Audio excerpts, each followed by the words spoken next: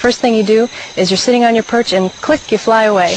Once you're out there, you come swooping in, do a loop-de-loo in the air, land on the perch, and at the end of that, what the males do is they lean over, lift up their tail, quiver the tail slightly, and nail their feathers against their sides.